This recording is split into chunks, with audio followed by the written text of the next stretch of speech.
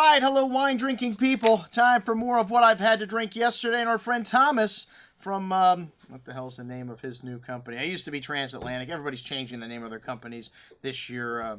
I don't know. It's Signature Wines. Yes, that's right. Anyways, this is a luxury division of Southern Wine and Spirits. These guys have got some great products. We got a real issue with price lately with some of these, though.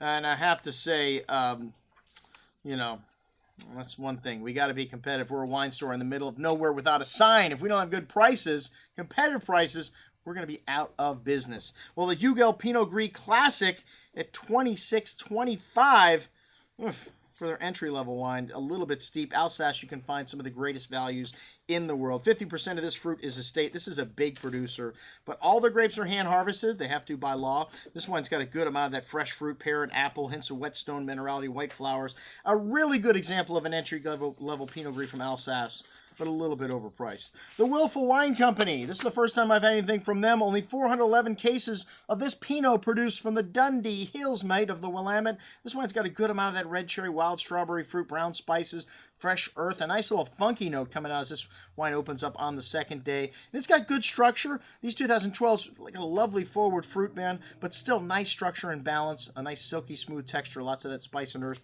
nuance from the nose showing through the finish. Excellent juice at $39.50. It's a small producer.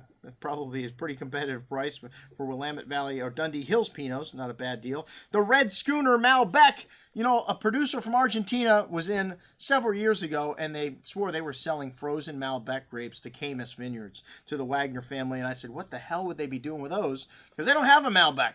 Well, here it is, folks. The Red Schooner, a non-vintage Malbec. They cannot put a vintage on a label because they buy these grapes frozen from another country and then reconstruct them, a Frankenstein-like wine in the Napa Valley. And let me tell you, man, this wine is big and fruity, sweet, like grape juice with alcohol in it, man. I'll tell you what, there are $10 Malbecs that I think are better than this wine. I could not believe it when I heard the price. And we have to charge $56 for this wine? Ugh.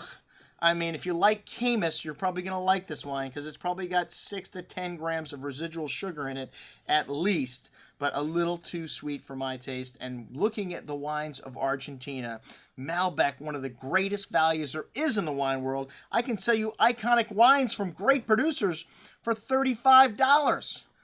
Unbelievable. Inglenook Cabernet Sauvignon. This wine, first released in 1949. Unbelievable. Francis Ford Coppola is bringing Inglenook back, and if anybody can do it, he can. And pop culture really helps. It helps the other business that he is in, probably resurrecting this historic Napa name because he bought it after it had been in the gutter for many years. Well, he bought the winery. It was called Nibom Coppola, and he called this wine, I think it was the cask wine before this. I don't know. They still make a number of different wines here under the Inglenook moniker, but they've changed things around. The Nibom Coppola is now over at Chateau Souverain. They bought that winery, moved all the movie paraphernalia over there. The Napa winery now is serious business, and they are trying to put the Inglenook name back on a pedestal where people will recognize it as one of the great Napa Cabernet producers. And this wine is definitely evidence that these guys are back in the bottle. And mostly Cabernet, a little Cabernet Franc and Merlot. This wine's got a beautiful bouquet of dark currants, cassis berry fruit, lots of dark spices, tobacco,